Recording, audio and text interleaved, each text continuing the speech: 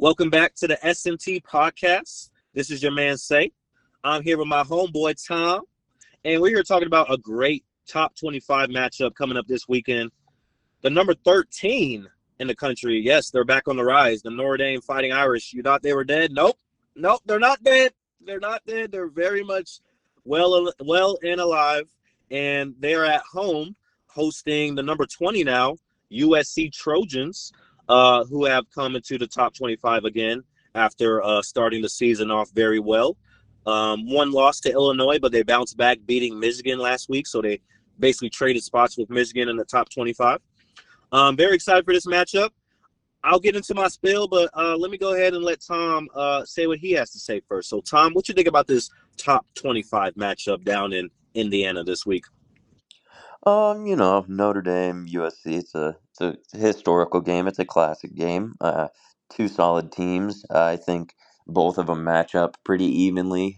Both kind of high-powered offenses. Not the greatest defenses in the world, but defense that'll win you a game if you need it to. So, excited for this matchup.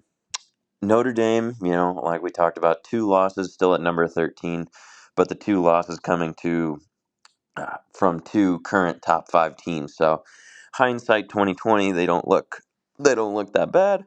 Um, for USC, like you said, excuse me, for USC, bouncing back after losing to Illinois. Illinois is a solid team. They were ranked at the time, but it's the Big Ten, so every team has their ups and their downs, and there's no easy wins week to week. So, not the worst loss in the world for USC, but I think it was a loss that kind of woke them up a little bit, really lock them in for the week to week grind of the Big Ten. So I think they'll be ready for Notre Dame. And I guess I hope more than I think that they will win, but that's just kind of because Notre Dame's going to be sitting. If they win this game, they're likely to win out. Notre Dame is so. Really, just kind of hoping, not in a mean way, but hoping that Notre Dame doesn't eat up a playoff spot like we talked about before we got on the air. Because I don't know, I don't like a team with two losses and no conference still making the playoffs. I don't know if that would be fair to some other teams that are involved in conferences, but we'll see. So, like I said, I think I want USC to win more than I think that they will. So, a little biased this week, just in terms of the playoff spots and everything like that. So, what do you think over there, old Sezun? Well, I tend to agree with you again, Tom. Yes. Let me go ahead and start with Notre Dame. Notre Dame is such an interesting story this season because, as we know, not in a conference, so they don't have as much room for error like other teams do when we're considering the playoff.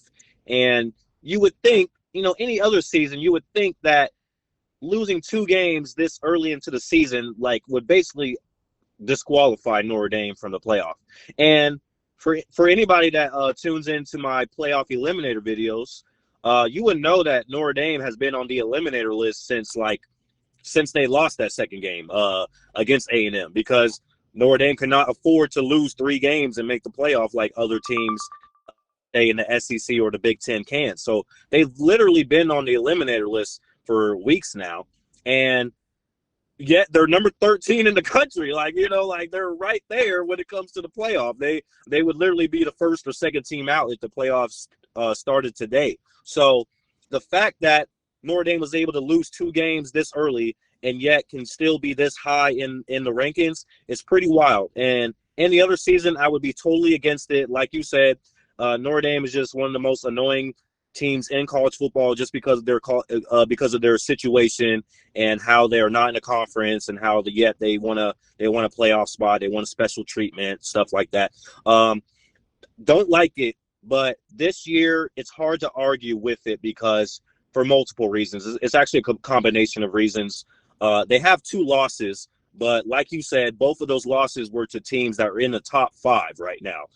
Literally, Miami number 2, Texas A&M number 4. So it's like, okay, wow, okay, well, your 2 losses came to 2 of the best teams in the country. So okay, and then also at the same time, they barely lost both of those games. They lost like I think it was a combined like 4 points, 5 points that they lost by in both of those games. Yeah, they Like lost to Miami by 3 and Texas A&M by 1. So there it is. There it is. Like that's wild. So like if we're going to fairly and unbiasedly evaluate Notre Dame's season so far, yes, it makes sense why they would still be as highly ranked as they are. So it's hard to argue with it this season. I don't like it, but Notre Dame does have a pretty hard schedule this year, unlike other seasons. So they've already had to play Miami, A&M. They play USC this week. Purdue is better than they are other years. They play Navy, who's undefeated later on. So, they have a pretty tough schedule this year. So the fact that they've lost 2 games, but yet the playoffs are a very real aspiration for them. Hard to argue with it. So, shout out to Notre Dame, what they're doing down there in South Bend. USC on the other side, 1 loss so far to Illinois. Illinois has a couple bad losses themselves, so that's why the loss isn't as great. But not a bad loss, like you said. Illinois is a pretty solid team.